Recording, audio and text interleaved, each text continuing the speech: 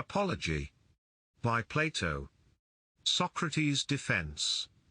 How you have felt, O men of Athens, at hearing the speeches of my accusers, I cannot tell, but I know that their persuasive words almost made me forget who I was, such was the effect of them, and yet they have hardly spoken a word of truth.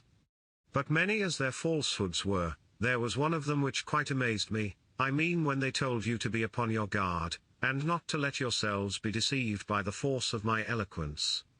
They ought to have been ashamed of saying this, because they were sure to be detected as soon as I opened my lips and displayed my deficiency. They certainly did appear to be most shameless in saying this, unless by the force of eloquence they mean the force of truth, for then I do indeed admit that I am eloquent.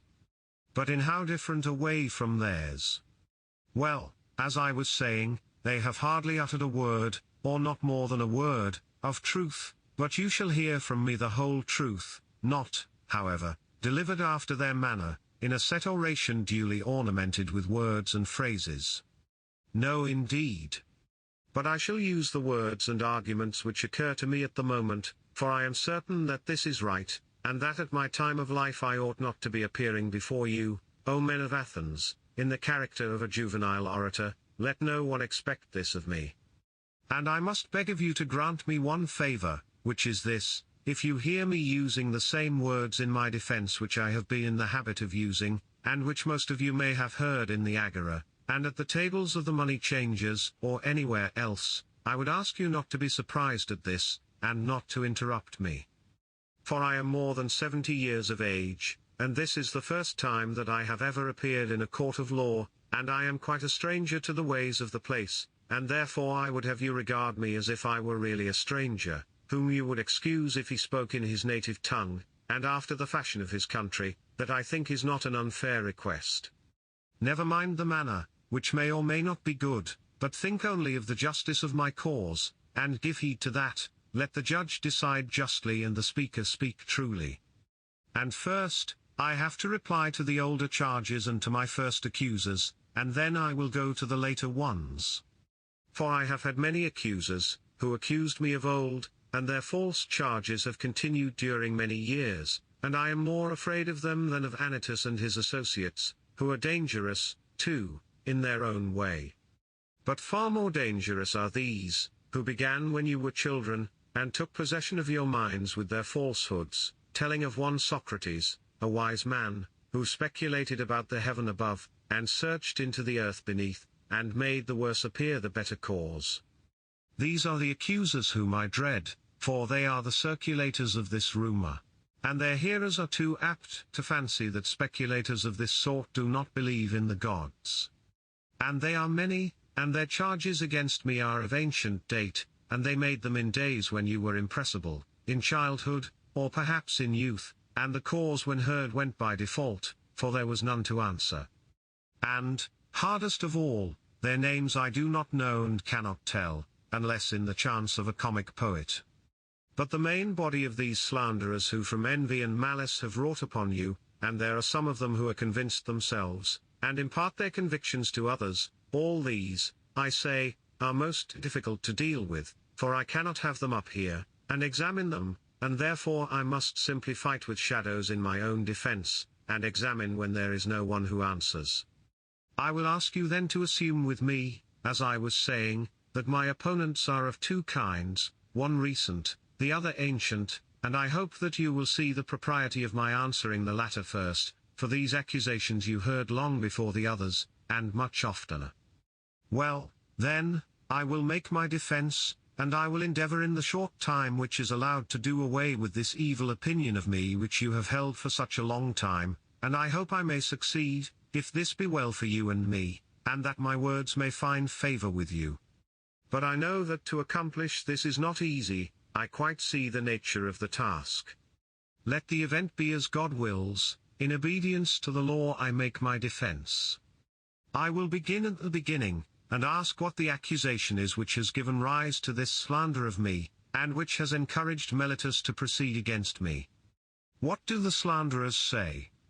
They shall be my prosecutors, and I will sum up their words in an affidavit. Socrates is an evildoer, and a curious person, who searches into things under the earth and in heaven, and he makes the worse appear the better cause, and he teaches the aforesaid doctrines to others. That is the nature of the accusation, and that is what you have seen yourselves in the comedy of Aristophanes, who has introduced a man whom he calls Socrates, going about and saying that he can walk in the air, and talking a deal of nonsense concerning matters of which I do not pretend to know either much or little, not that I mean to say anything disparaging of anyone who is a student of natural philosophy.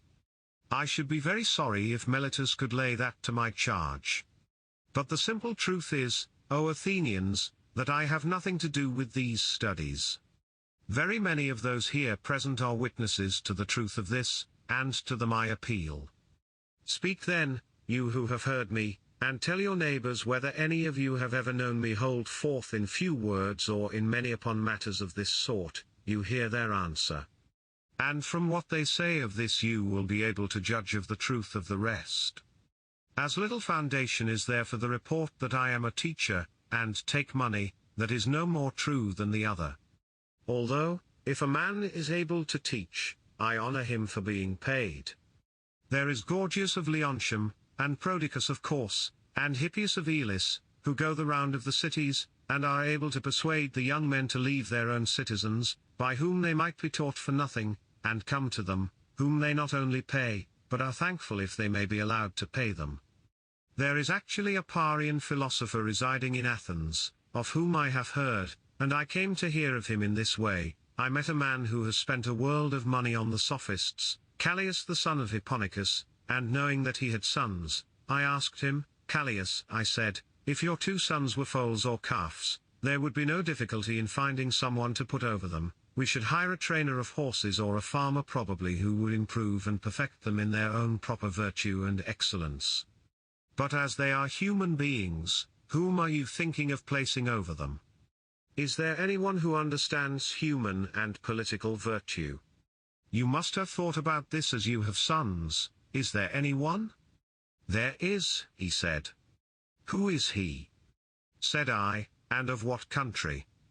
And what does he charge?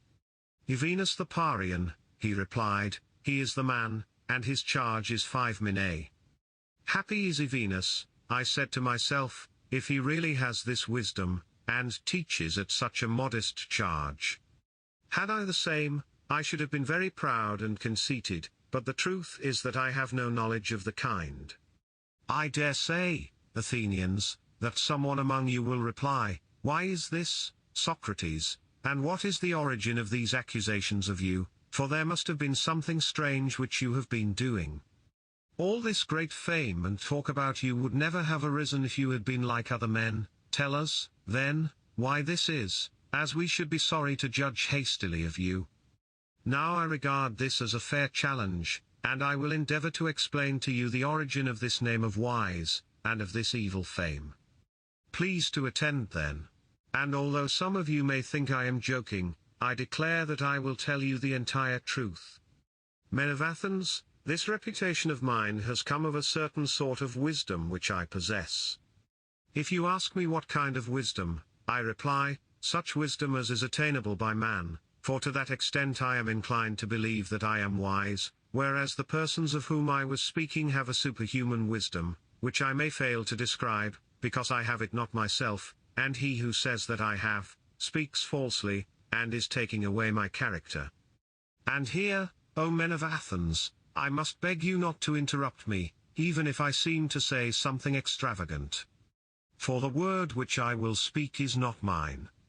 I will refer you to a witness who is worthy of credit, and will tell you about my wisdom, whether I have any, and of what sort, and that witness shall be the god of Delphi.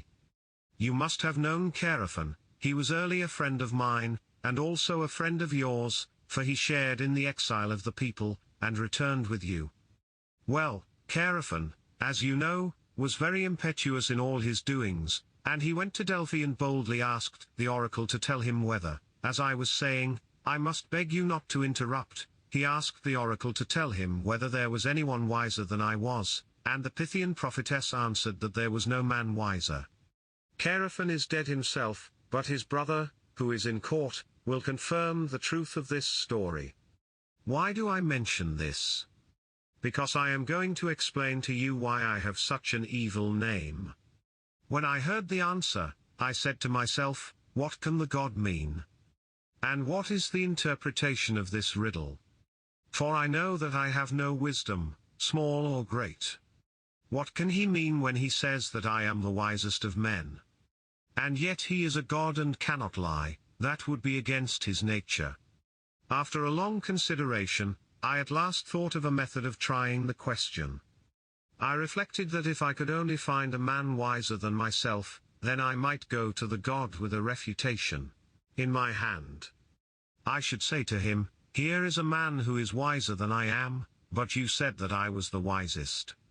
Accordingly I went to one who had the reputation of wisdom, and observed to him, his name I need not mention, he was a politician whom I selected for examination, and the result was as follows. When I began to talk with him, I could not help thinking that he was not really wise, although he was thought wise by many, and wiser still by himself, and I went and tried to explain to him that he thought himself wise, but was not really wise, and the consequence was that he hated me, and his enmity was shared by several who were present and heard me. So I left him, saying to myself, as I went away, well, although I do not suppose that either of us knows anything really beautiful and good, I am better off than he is, for he knows nothing, and thinks that he knows. I neither know nor think that I know. In this latter particular, then, I seem to have slightly the advantage of him. Then I went to another, who had still higher philosophical pretensions, and my conclusion was exactly the same. I made another enemy of him, and of many others besides him. After this I went to one man after another, being not unconscious of the enmity which I provoked, and I lamented and feared this, but necessity was laid upon me. The word of God, I thought, ought to be considered first. And I said to myself, go I must to all who appear to know, and find out the meaning of the oracle. And I swear to you, Athenians, by the dog I swear, for I must tell you the truth, the result of my mission was just this. I found that the men most in repute were all but the most foolish, and that some inferior men were really wiser and better. I will tell you the tale of my wanderings and of the Herculean labors, as I may call them, which I endured only to find at last the oracle irrefutable. When I left the politicians, I went to the poets, tragic, dithyrambic, and all sorts.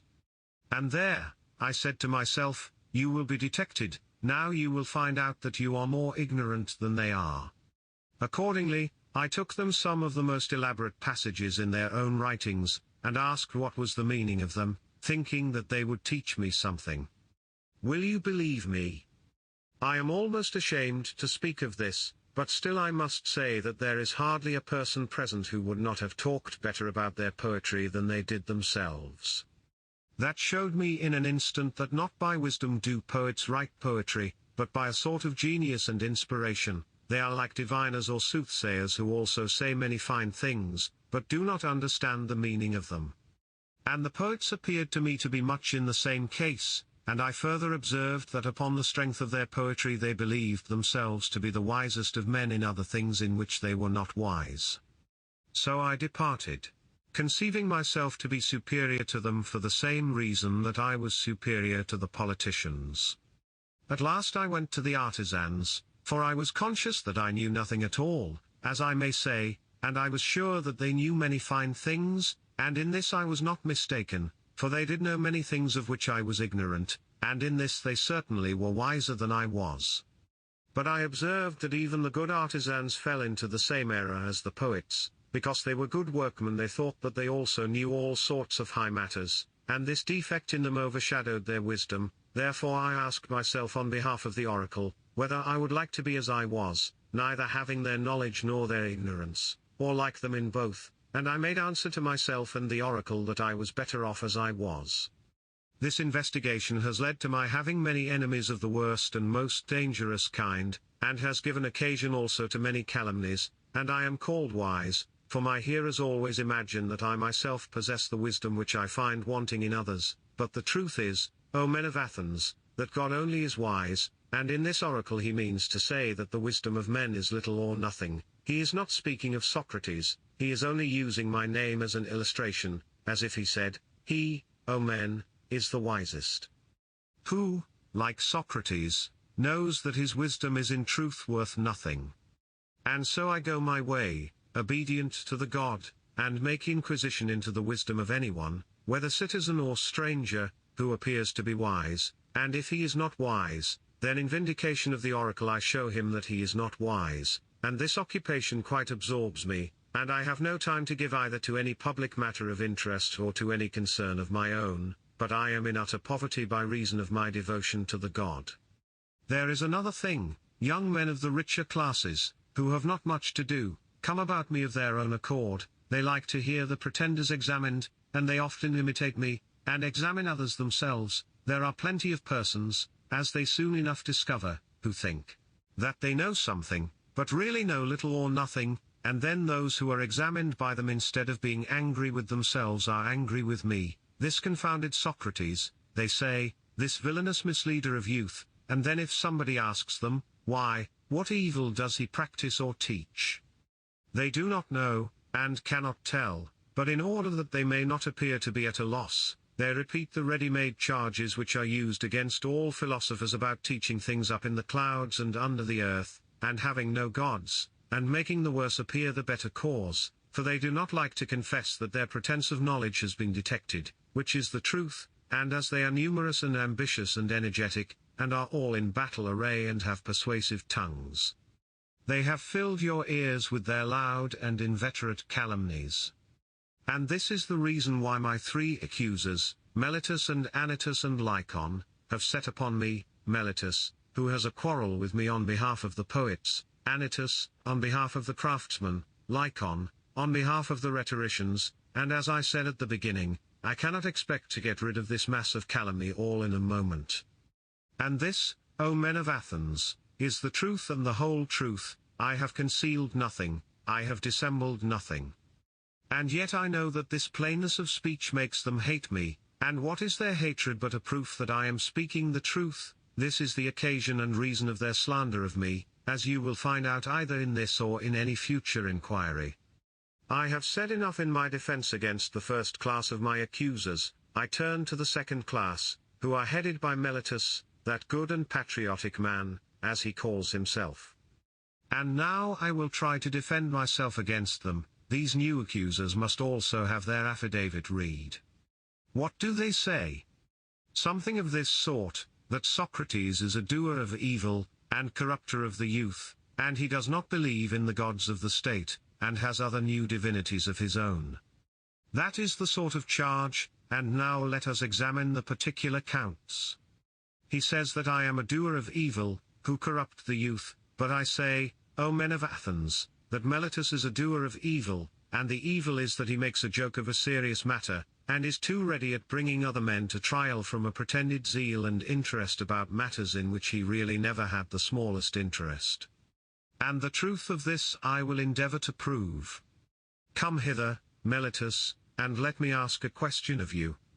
You think a great deal about the improvement of youth. Yes, I do. Tell the judges, then, who is their improver, for you must know, as you have taken the pains to discover their corrupter, and are citing and accusing me before them. Speak, then, and tell the judges who their improver is. Observe, Meletus, that you are silent, and have nothing to say. But is not this rather disgraceful, and a very considerable proof of what I was saying, that you have no interest in the matter? Speak up, friend, and tell us who their improver is. The laws. But that, my good sir, is not my meaning.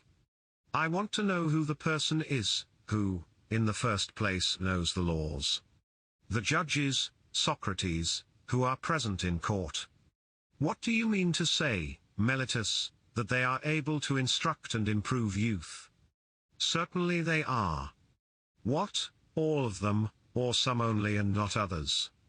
All of them. By the goddess here, that is good news. There are plenty of improvers, then. And what do you say of the audience, do they improve them? Yes, they do. And the senators? Yes, the senators improve them. But perhaps the members of the citizen assembly corrupt them, or do they too improve them? They improve them. Then every Athenian improves and elevates them, all with the exception of myself, and I alone am their corrupter. Is that what you affirm? That is what I stoutly affirm. I am very unfortunate if that is true. But suppose I ask you a question, would you say that this also holds true in the case of horses? Does one man do them harm and all the world good? Is not the exact opposite of this true? One man is able to do them good, or at least not many, the trainer of horses, that is to say, does them good, and others who have to do with them rather injure them. Is not that true, Meletus, of horses, or any other animals? Yes, certainly. Whether you and Anytus say yes or no, that is no matter. Happy indeed would be the condition of youth if they had one corrupter only, and all the rest of the world were their improvers. And you, Meletus, have sufficiently shown that you never had a thought about the young. Your carelessness is seen in your not caring about matters spoken of in this very indictment. And now, Meletus, I must ask you another question, which is better, to live among bad citizens, or among good ones? Answer, friend, I say, for that is a question which may be easily answered. Do not the good do their neighbors good, and the bad do them evil? Certainly. And is there anyone who would rather be injured than benefited by those who live with him? Answer, my good friend, the law requires you to answer, does anyone like to be injured? Certainly not. And when you accuse me of corrupting and deteriorating the youth, do you allege that I corrupt them intentionally or unintentionally? Intentionally, I say. But you have just admitted that the good do their neighbors good, and the evil do them evil.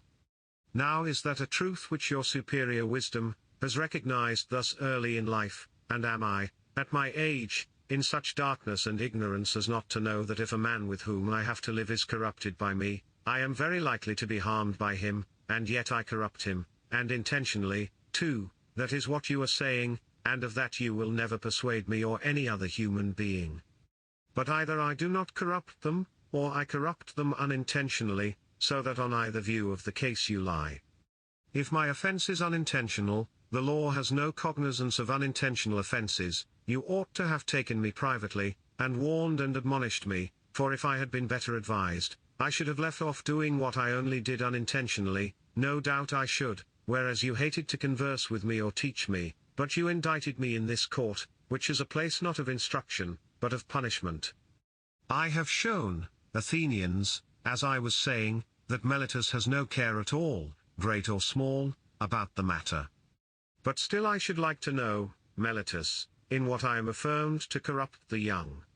I suppose you mean, as I infer from your indictment, that I teach them not to acknowledge the gods which the state acknowledges, but some other new divinities or spiritual agencies in their stead. These are the lessons which corrupt the youth, as you say. Yes, that I say emphatically. Then, by the gods, Meletus, of whom we are speaking, tell me in the court, in somewhat plainer terms, what you mean. For I do not as yet understand whether you affirm that I teach others to acknowledge some gods, and therefore do believe in gods and am not an entire atheist. This you do not lay to my charge, but only that they are not the same gods which the city recognizes. The charge is that they are different gods. Or, do you mean to say, that I am an atheist simply, and a teacher of atheism? I mean the latter, that you are a complete atheist. That is an extraordinary statement, Meletus. Why do you say that? Do you mean that I do not believe in the godhead of the sun or moon, which is the common creed of all men? I assure you, judges, that he does not believe in them, for he says that the sun is stone, and the moon earth. Friend Meletus, you think that you are accusing Anaxagoras, and you have but a bad opinion of the judges, if you fancy them ignorant to such a degree as not to know that those doctrines are found in the books of Anaxagoras the Clazomenian, who is full of them. And these are the doctrines which the youth are said to learn of Socrates, when there are not unfrequently exhibitions of them at the theatre, price of admission 1 drachma at the most, and they might cheaply purchase them. and laugh at Socrates if he pretends to father such eccentricities. And so, Meletus, you really think that I do not believe in any god? I swear by Zeus that you believe absolutely in none at all. You are a liar, Meletus, not believed even by yourself. For I cannot help thinking, O men of Athens, that Meletus is reckless and impudent, and that he has written this indictment in a spirit of mere wantonness and youthful bravado. Has he not compounded a riddle, thinking to try me? He said to himself, I shall see whether this wise Socrates will discover my ingenious contradiction, or whether I shall be able to deceive him and the rest of them. For he certainly does appear to me to contradict himself in the indictment as much as if he said that Socrates is guilty of not believing in the gods, and yet of believing in them, but this surely is a piece of fun. I should like you, O men of Athens, to join me in examining what I conceive to be his inconsistency, and do you, Meletus, answer. And I must remind you that you are not to interrupt me if I speak in my accustomed manner. Did ever man, Meletus, believe in the existence of human things, and not of human beings? I wish, men of Athens, that he would answer, and not be always trying to get up an interruption. Did ever any man believe in horsemanship, and not in horses? Or in flute playing, and not in flute players? No, my friend, I will answer to you and to the court, as you refuse to answer for yourself. There is no man who ever did. But now please to answer the next question, can a man believe in spiritual and divine agencies, and not in spirits or demigods? He cannot. I am glad that I have extracted that answer, by the assistance of the court. Nevertheless you swear in the indictment that I teach and believe in divine or spiritual agencies, new or old, no matter for that. At any rate, I believe in spiritual agencies, as you say and swear in the affidavit, but if I believe in divine beings, I must believe in spirits or demigods. Is not that true? Yes, that is true, for I may assume that your silence gives assent to that. Now what are spirits or demigods? Are they not either gods or the sons of gods? Is that true? Yes, that is true. But this is just the ingenious riddle of which I was speaking. The demigods or spirits are gods, and you say first that I don't believe in gods, and then again that I do believe in gods, that is, if I believe in demigods. For if the demigods are the illegitimate sons of gods, whether by the nymphs or by any other mothers, as is thought, that, as all men will allow, necessarily implies the existence of their parents. You might as well affirm the existence of mules, and deny that of horses and asses. Such nonsense, Meletus, could only have been intended by you as a trial of me. You have put this into the indictment because you had nothing real of which to accuse me. But no one who has a particle of understanding will ever be convinced by you that the same man can believe in divine and superhuman things, and yet not believe that there are gods and demigods and heroes. I have said enough in answer to the charge of Meletus. Any elaborate defense is unnecessary, but as I was saying before, I certainly have many enemies, and this is what will be my destruction if I am destroyed. Of that I am certain, not Meletus, nor yet Anytus, but the envy and detraction of the world, which has been the death of many good men, and will probably be the death of many more. There is no danger of my being the last of them. Someone will say, and are you not ashamed, Socrates, of a course of life which is likely to bring you to an untimely end? To him I may fairly answer, there you are mistaken. A man who is good for anything ought not to calculate the chance of living or dying. He ought only to consider whether in doing anything he is doing right or wrong, acting the part of a good man or of a bad.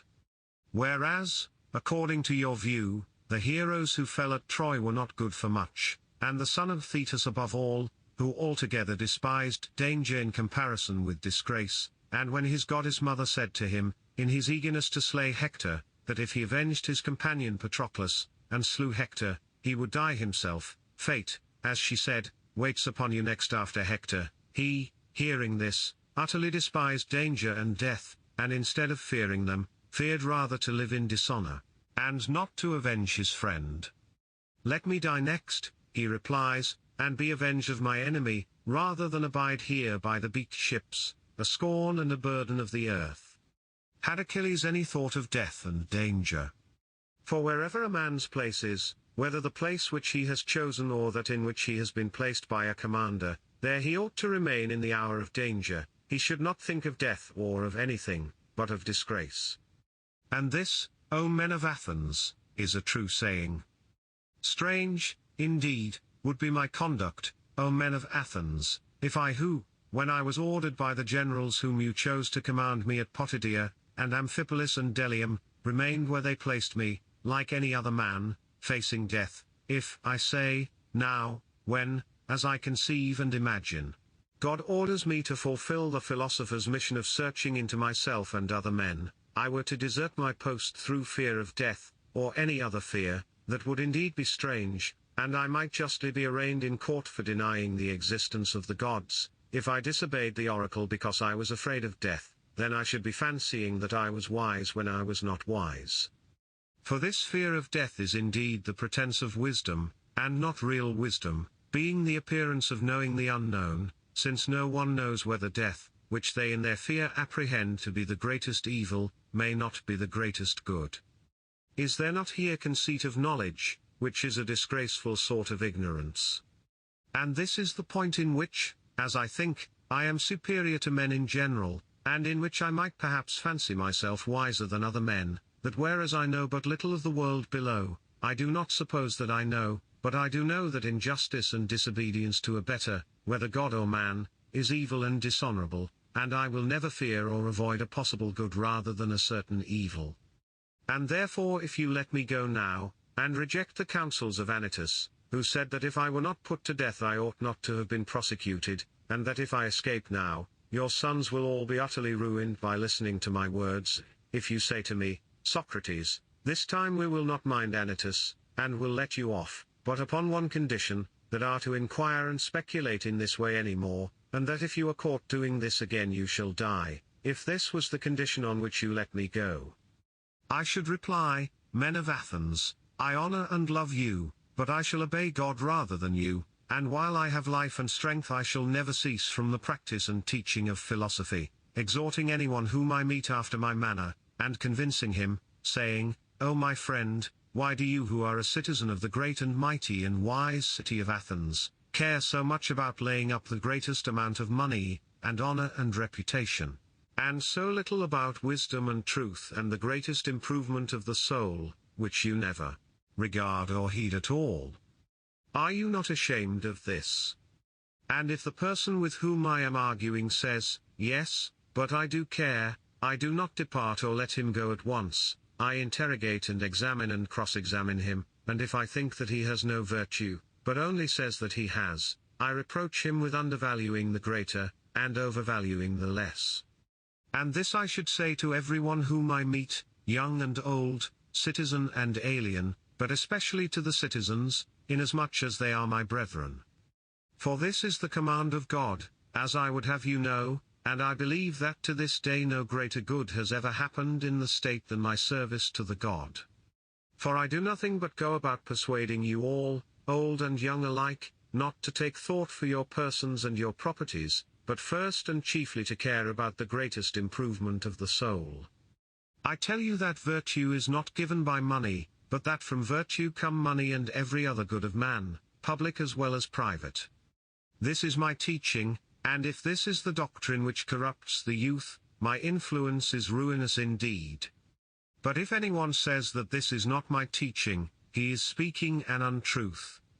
Wherefore, O men of Athens, I say to you, do as Anytus bids or not as Anytus bids, and either acquit me or not, but whatever you do, know that I shall never alter my ways, not even if I have to die many times.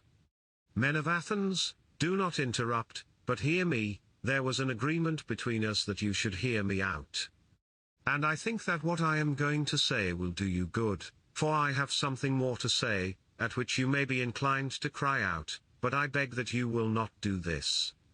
I would have you know that, if you kill such a one as I am, you will injure yourselves more than you will injure me. Meletus and Anytus will not injure me, they cannot, For it is not in the nature of things that a bad man should injure a better than himself. I do not deny that he may, perhaps, kill him, or drive him into exile, or deprive him of civil rights, and he may imagine, and others may imagine, that he is doing him a great injury, but in that I do not agree with him, for the evil of doing as Anytus is doing, of unjustly taking away another man's life, is greater far. And now, Athenians, I am not going to argue for my own sake, as you may think, but for yours, that you may not sin against the god, or lightly reject his boon by condemning me. For if you kill me you will not easily find another like me, who, if I may use such a ludicrous figure of speech, am a sort of gadfly, given to the state by the god, and the state is like a great and noble steed who is tardy in his motions owing to his very size, and requires to be stirred into life. I am that gadfly which God has given the state, and all day long and in all places am always fastening upon you, arousing and persuading and reproaching you. And as you will not easily find another like me, I would advise you to spare me. I dare say that you may feel irritated at being suddenly awakened when you are caught napping, and you may think that if you were to strike me dead, as Anytus advises, which you easily might, then you would sleep on for the remainder of your lives, unless God in his care of you gives you another gadfly. And that I am given to you by God is proved by this, that if I had been like other men, I should not have neglected all my own concerns, or patiently seen the neglect of them during all these years, and have been doing yours, coming to you individually, like a father or elder brother, exhorting you to regard virtue. This I say, would not be like human nature.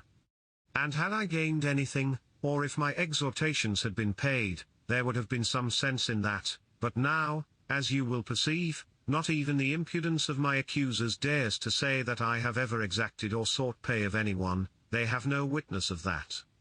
And I have a witness of the truth of what I say, my poverty is a sufficient witness.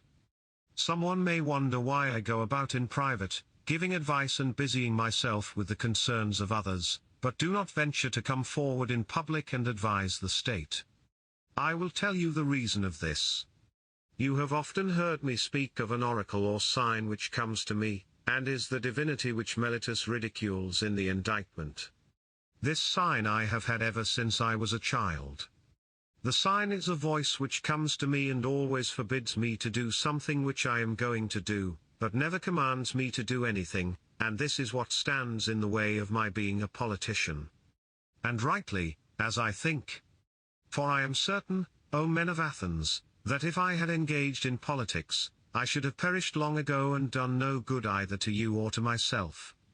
And don't be offended at my telling you the truth, for the truth is that no man who goes to war with you or any other multitude, honestly struggling against the commission of regard or heed at all.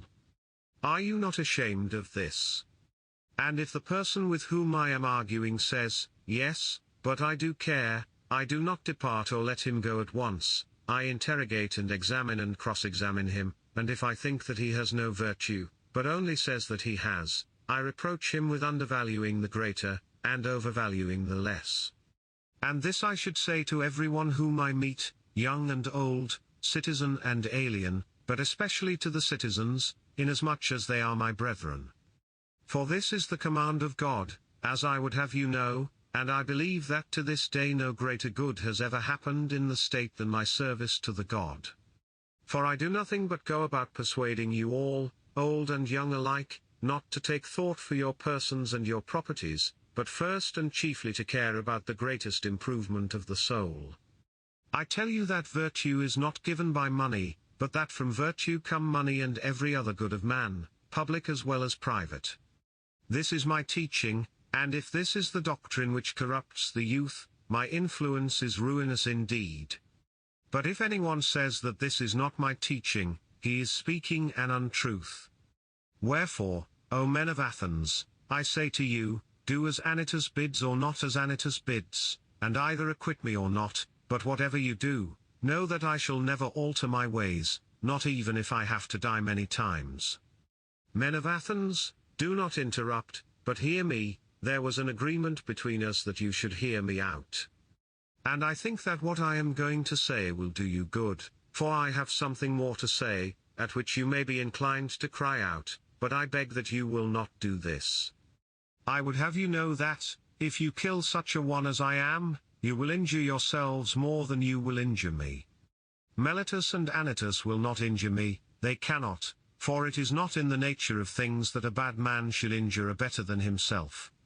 I do not deny that he may, perhaps, kill him, or drive him into exile, or deprive him of civil rights, and he may imagine, and others may imagine, that he is doing him a great injury, but in that I do not agree with him, for the evil of doing as Anytus is doing, of unjustly taking away another man's life, is greater far.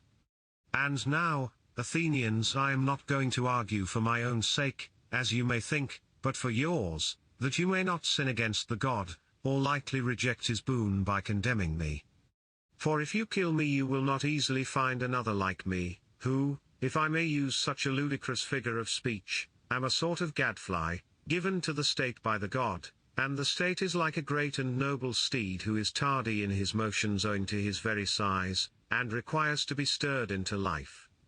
I am that gadfly which God has given the state, and all day long and in all places am always fastening upon you, arousing and persuading and reproaching you. And as you will not easily find another like me, I would advise you to spare me. I dare say that you may feel irritated at being suddenly awakened when you are caught napping, and you may think that if you were to strike me dead, as Anytus advises, which you easily might, then you would sleep on for the remainder of your lives, unless God in his care of you gives you another gadfly. And that I am given to you by God is proved by this, that if I had been like other men, I should not have neglected all my own concerns, or patiently seen the neglect of them during all these years, and have been doing yours, coming to you individually, like a father or elder brother, exhorting you to regard virtue. This I say, would not be like human nature. And had I gained anything, or if my exhortations had been paid, there would have been some sense in that, but now, as you will perceive, not even the impudence of my accusers dares to say that I have ever exacted or sought pay of anyone, they have no witness of that. And I have a witness of the truth of what I say, my poverty is a sufficient witness. Someone may wonder why I go about in private, giving advice and busying myself with the concerns of others, but do not venture to come forward in public and advise the state. I will tell you the reason of this. You have often heard me speak of an oracle or sign which comes to me, and is the divinity which Meletus ridicules in the indictment. This sign I have had ever since I was a child. The sign is a voice which comes to me and always forbids me to do something which I am going to do, but never commands me to do anything, and this is what stands in the way of my being a politician. And rightly, as I think.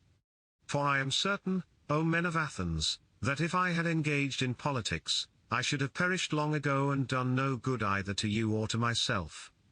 And don't be offended at my telling you the truth, for the truth is that no man who goes to war with you or any other multitude, honestly struggling against the commission of unrighteousness and wrong in the state, will save his life. He who will really fight for the right, if he would live even for a little while, must have a private station and not a public one. I can give you as proofs of this, not words only, but deeds, which you value more than words. Let me tell you a passage of my own life, which will prove to you that I should never have yielded to injustice from any fear of death, and that if I had not yielded I should have died at once. I will tell you a story, tasteless, perhaps, and commonplace, but nevertheless true. The only office of state which I ever held, O men of Athens, was that of senator. The tribe Antiochus, which is my tribe, had the presidency at the trial of the generals who had not taken up the bodies of the slain after the battle of Arginusi, and you proposed to try them all together, which was illegal, as you all thought afterwards, but at the time I was the only one of the Prytanes who was opposed to the illegality, and I gave my vote against you. And when the orators threatened to impeach and arrest me, and have me taken away, and you called and shouted, I made up my mind that I would run the risk, having law and justice with me, rather than take part in your injustice because I feared imprisonment and death. This happened in the days of the democracy. But when the oligarchy of the 30 was in power, they sent for me and 4 others into the rotunda, and bade us bring Leon the Salaminian from Salamis, as they wanted to execute him. This was a specimen of the sort of commands which they were always giving with the view of implicating as many as possible in their crimes, and then I showed, not in words only, but in deed, that, if I may be allowed to use such an expression, I cared not a straw for death, and that my only fear was the fear of doing an unrighteous or unholy thing.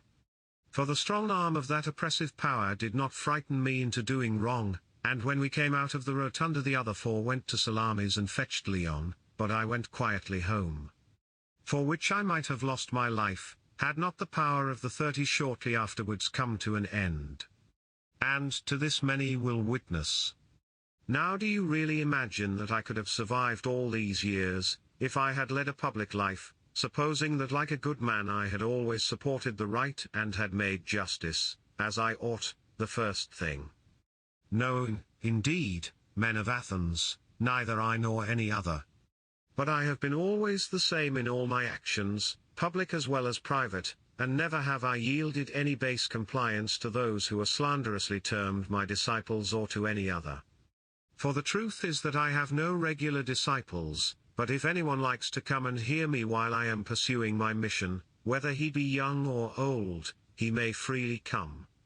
Nor do I converse with those who pay only, and not with those who do not pay, but anyone, whether he be rich or poor, may ask and answer me and listen to my words, and whether he turns out to be a bad man or a good one, that cannot be justly laid to my charge, as I never taught him anything. And if anyone says that he has ever learned or heard anything from me in private which all the world has not heard, I should like you to know that he is speaking in untruth. But I shall be asked, why do people delight in continually conversing with you?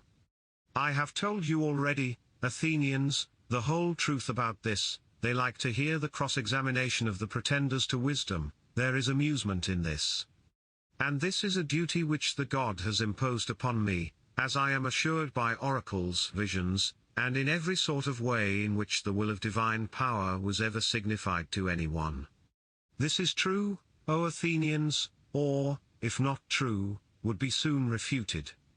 For if I am really corrupting the youth, and have corrupted some of them already, those of them who have grown up and have become sensible that I gave them bad advice in the days of their youth should come forward as accusers and take their revenge, and if they do not like to come themselves, some of their relatives, fathers, brothers, or other kinsmen, should say what evil their families suffered at my hands. Now is their time? Many of them I see in the court. There is Crito, who is of the same age and of the same deme with myself, and there is Critobulus his son, whom I also see. Then again there is Lysanias of Sphetis, who is the father of Aeschines, he is present, and also there is Antiphon of Cephissus, who is the father of Epignas, and there are the brothers of several who have associated with me. There is Nicostratus the son of Theostotides, and the brother of Theodotus. Now Theodotus himself is dead, and therefore he, at any rate, will not seek to stop him. And there is Parlus the son of Demodocus, who had a brother Theages, and Adamantus the son of Ariston, whose brother Plato is present, and Eantodorus, who is the brother of Arpelodorus, whom I also see. I might mention a great many others, any of whom Meletus should have produced as witnesses in the course of his speech, and let him still produce them. If he has forgotten, I will make way for him. And let him say, if he has any testimony of the sort which he can produce. Nay, Athenians, the very opposite is the truth. For all these are ready to witness on behalf of the corrupter, of the destroyer of their kindred, as Meletus and Anytus call me, not the corrupted youth only. There might have been a motive for that, but their uncorrupted elder relatives. Why should they too support me with their testimony? Why, indeed, except for the sake of truth and justice, and because they know that I am speaking the truth, and that Meletus is lying. Well, Athenians, this and the like of this is nearly all the defense which I have to offer. Yet a word more. Perhaps there may be someone who is offended at me, when he calls to mind how he himself, on a similar or even a less serious occasion, had recourse to prayers and supplications with many tears, and how he produced his children in court, which was a moving spectacle, together with a posse of his relations and friends, whereas I, who am probably in danger of my life, will do none of these things. Perhaps this may come into his mind, and he may be set against me, and vote in anger because he is displeased at this. Now if there be such a person among you, which I am far from affirming, I may fairly reply to him, my friend, I am a man, and like other men, a creature of flesh and blood, and not of wood or stone, as Homer says, and I have a family, yes, and sons. O Athenians, 3 in number, one of whom is growing up, and the 2 others are still young, and yet I will not bring any of them hither in order to petition you for an acquittal. And why not? Not from any self-will or disregard of you.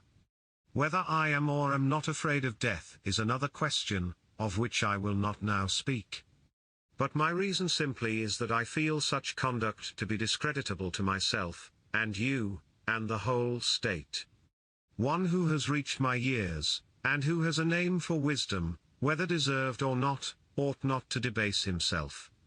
At any rate, the world has decided that Socrates is in some way superior to other men. And if those among you who are said to be superior in wisdom and courage, and any other virtue, demean themselves in this way, how shameful is their conduct. I have seen men of reputation, when they have been condemned, behaving in the strangest manner. They seemed to fancy that they were going to suffer something dreadful if they died, and that they could be immortal if you only allowed them to live, and I think that they were a dishonor to the state, and that any stranger coming in would say of them that the most eminent men of Athens, to whom the Athenians themselves give honor and command, are no better than women. And I say that these things ought not to be done by those of us who are of reputation, and if they are done, you ought not to permit them. You ought rather to show that you are more inclined to condemn, not the man who is quiet, but the man who gets up a doleful scene, and makes the city ridiculous. But, setting aside the question of dishonor, there seems to be something wrong in petitioning a judge, and thus procuring an acquittal instead of informing and convincing him. For his duty is, not to make a present of justice, but to give judgment, and he has sworn that he will judge according to the laws, and not according to his own good pleasure, and neither he nor we should get into the habit of perjuring ourselves. There can be no piety in that. Do not then require me to do what I consider dishonorable and impious and wrong, especially now, when I am being tried for impiety on the indictment of Meletus. For if, O men of Athens, by force of persuasion and entreaty, I could overpower your oaths, then I should be teaching you to believe that there are no gods, and convict myself, in my own defense, of not believing in them. But that is not the case, for I do believe that there are gods, and in a far higher sense than that in which any of my accusers believe in them. And to you and to God I commit my cause, to be determined by you as is best for you and me. The jury finds Socrates guilty.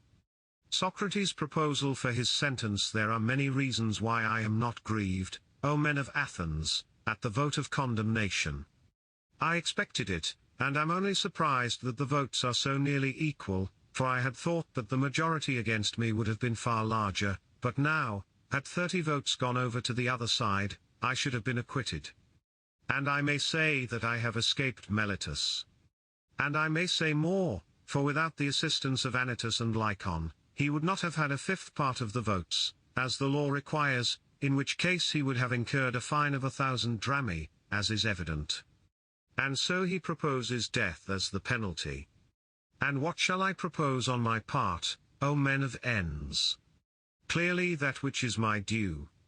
And what is that which I ought to pay or to receive? What shall be done to the man who has never had the wit to be idle during his whole life, but has been careless of what the many care about, wealth, and family interests, and military offices, and speaking in the assembly, and magistracies, and plots, and parties? Reflecting that I was really too honest a man to follow in this way and live, I did not go where I could do no good to you or to myself, but where I could do the greatest good privately to every one of you. Thither I went, and sought to persuade every man among you that he must look to himself, and seek virtue and wisdom before he looks to his private interests, and look to the state before he looks to the interests of the state, and that this should be the order which he observes in all his actions. What shall be done to such a one? doubtless some good thing, O men of Athens, if he has his reward, and the good should be of a kind suitable to him. What would be a reward suitable to a poor man who is your benefactor, who desires leisure that he may instruct you?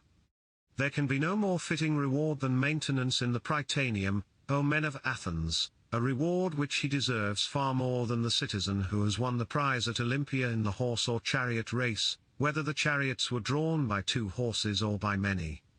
For I am in want, and he has enough, and he only gives you the appearance of happiness, and I give you the reality. And if I am to estimate the penalty justly, I say that maintenance in the Prytaneum is the just return. Perhaps you may think that I am braving you in saying this, as in what I said before about the tears and prayers. But that is not the case. I speak rather because I am convinced that I never intentionally wronged anyone, although I cannot convince you of that, for we have had a short conversation only. But if there were a law at Athens, such as there is in other cities, that a capital cause should not be decided in one day, then I believe that I should have convinced you, but now the time is too short.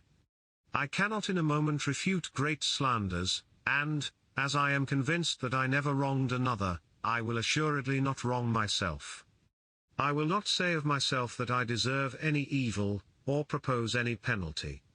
Why should I? Because I am afraid of the penalty of death which Meletus proposes. When I do not know whether death is a good or an evil, why should I propose a penalty which would certainly be an evil? Shall I say imprisonment? And why should I live in prison, and be the slave of the magistrates of the year, of the 11? Or shall the penalty be a fine, and imprisonment until the fine is paid? There is the same objection. I should have to lie in prison, for money I have none, and I cannot pay. And if I say exile, and this may possibly be the penalty which you will affix, I must indeed be blinded by the love of life if I were to consider that when you, who are my own citizens, cannot endure my discourses and words, and have found them so grievous and odious that you would fain have done with them, others are likely to endure me. No, indeed, men of Athens. That is not very likely. And what a life should I lead, at my age, wandering from city to city, living ever-changing exile, and always being driven out. For I am quite sure that into whatever place I go, as here so also there, the young men will come to me, and if I drive them away, their elders will drive me out at their desire, and if I let them come, their fathers and friends will drive me out for their sakes. Someone will say, yes, Socrates, but cannot you hold your tongue, and then you may go into a foreign city, and no one will interfere with you. Now I have great difficulty in making you understand my answer to this. For if I tell you that this would be a disobedience to a divine command, and therefore that I cannot hold my tongue, you will not believe that I am serious, and if I say again that the greatest good of man is daily to converse about virtue, and all that concerning which you hear me examining myself and others, and that the life which is unexamined is not worth living, that you are still less likely to believe. And yet what I say is true, although a thing of which it is hard for me to persuade you. Moreover, I am not accustomed to think that I deserve any punishment. Had I money I might have proposed to give you what I had, and have been none the worse. But you see that I have none, and can only ask you to proportion the fine to my means. However, I think that I could afford a minae, and therefore I propose that penalty, Plato, Crito, Critobulus, and Apollodoros, my friends here, bid me say 30 minae, and they will be the sureties. Well then, say 30 minae, let that be the penalty, for that they will be ample security to you. The jury condemns Socrates to death. Socrates comments on his sentence, not much time will be gained, O Athenians, in return for the evil name which you will get from the detractors of the city, who will say that you killed Socrates, a wise man, for they will call me wise even although I am not wise when they want to reproach you. If you had waited a little while, your desire would have been fulfilled in the course of nature. For I am far advanced in years, as you may perceive, and not far from death. I am speaking now only to those of you who have condemned me to death.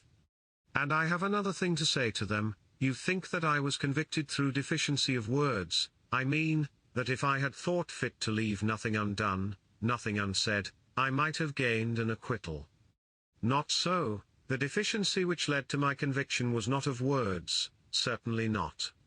But I had not the boldness or impudence or inclination to address you as you would have liked me to address you, weeping and wailing and lamenting, and saying and doing many things which you have been accustomed to hear from others, and which, as I say, are unworthy of me.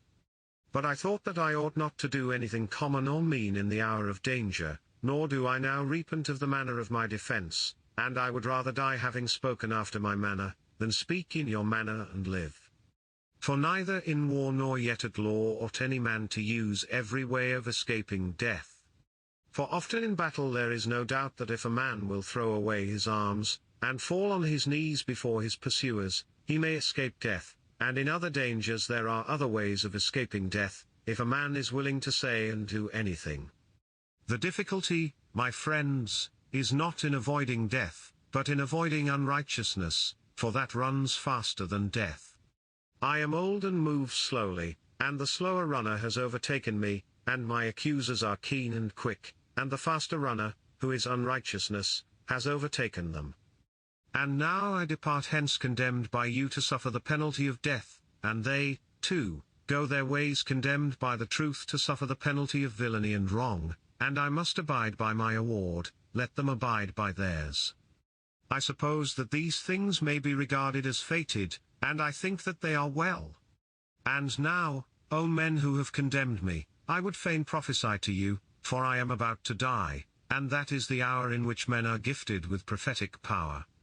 And I prophesy to you who are my murderers, that immediately after my death punishment far heavier than you have inflicted on me will surely await you. Me you have killed because you wanted to escape the accuser, and not to give an account of your lives. But that will not be as you suppose, far otherwise. For I say that there will be more accusers of you than there are now, accusers whom hitherto I have restrained, and as they are younger they will be more severe with you, and you will be more offended at them. For if you think that by killing men you can avoid the accuser censuring your lives, you are mistaken. That is not a way of escape which is either possible or honorable. The easiest and noblest way is not to be crushing others, but to be improving yourselves. This is the prophecy which I utter before my departure, to the judges who have condemned me. Friends, who would have acquitted me, I would like also to talk with you about this thing which has happened, while the magistrates are busy, and before I go to the place at which I must die. Stay then a while, for we may as well talk with one another while there is time. You are my friends, and I should like to show you the meaning of this event which has happened to me. O my judges, for you I may truly call judges, I should like to tell you of a wonderful circumstance. Hitherto the familiar oracle within me has constantly been in the habit of opposing me even about trifles, if I was going to make a slip or error about anything, and now as you see there has come upon me that which may be thought, and is generally believed to be, the last and worst evil. But the oracle made no sign of opposition, either as I was leaving my house and going out in the morning, or when I was going up into this court, or while I was speaking, at anything which I was going to say, and yet I have often been stopped in the middle of a speech, but now in nothing I either said or did touching this matter has the oracle opposed me. What do I take to be the explanation of this? I will tell you. I regard this as a proof that what has happened to me is a good, and that those of us who think that death is an evil are in error. This is a great proof to me of what I am saying, for the customary sign would surely have opposed me had I been going to evil and not to good. Let us reflect in another way, and we shall see that there is great reason to hope that death is a good, for one of two things, either death is a state of nothingness and utter unconsciousness, or, as men say, there is a change and migration of the soul from this world to another. Now if you suppose that there is no consciousness, but a sleep like the sleep of him who is undisturbed even by the sight of dreams, death will be an unspeakable gain. For if a person were to select the night in which his sleep was undisturbed even by dreams, and were to compare with this the other days and nights of his life, and then were to tell us how many days and nights he had passed in the course of his life better and more pleasantly than this one, I think that any man, I will not say a private man, but even the great king, will not find many such days or nights, when compared with the others. Now if death is like this, I say that to die is gain, for eternity is then only a single night. But if death is the journey to another place, and there, as men say, all the dead are, what good, O my friends and judges, can be greater than this? If indeed when the pilgrim arrives in the world below, he is delivered from the professors of justice in this world, and finds the true judges who are said to give judgment there, Minos and Rhadamanthus and Aeacus and Triptolemus, and other sons of God who were righteous in their own life, that pilgrimage will be worth making. What would not a man give if he might converse with Orpheus and Musaeus and Hesiod and Homer? Nay, if this be true, let me die again and again. I, too, shall have a wonderful interest in a place where I can converse with Palamedes, and Ajax the son of Telamon, and other heroes of old, who have suffered death through an unjust judgment, and there will be no small pleasure, as I think, in comparing my own sufferings with theirs. Above all, I shall be able to continue my search into true and false knowledge, as in this world, so also in that, I shall find out who is wise, and who pretends to be wise, and is not. What would not a man give, O judges, to be able to examine the leader of the great Trojan expedition, or Odysseus or Sisyphus, or numberless others, men and women too? What infinite delight would there be in conversing with them and asking them questions? For in that world they do not put a man to death for this, certainly not. For besides being happier in that world than in this, they will be immortal, if what is said is true. Wherefore, O judges, be of good cheer about death, and know this of a truth, that no evil can happen to a good man, either in life or after death. He and his are not neglected by the gods, nor has my own approaching end happened by mere chance. But I see clearly that to die and be released was better for me, and therefore the oracle gave no sign. For which reason also, I am not angry with my accusers, or my condemners, they have done me no harm, although neither of them meant to do me any good, and for this I may gently blame them. Still I have a favor to ask of them. When my sons are grown up, I would ask you, O my friends, to punish them, and I would have you trouble them, as I have troubled you, if they seem to care about riches, or anything, more than about virtue, or if they pretend to be something when they are really nothing, then reprove them, as I have reproved you, for not caring about that for which they ought to care, and thinking that they are something when they are really nothing. And if you do this, I and my sons will have received justice at your hands. The hour of departure has arrived, and we go our ways, I to die, and you to live. Which is better God only knows.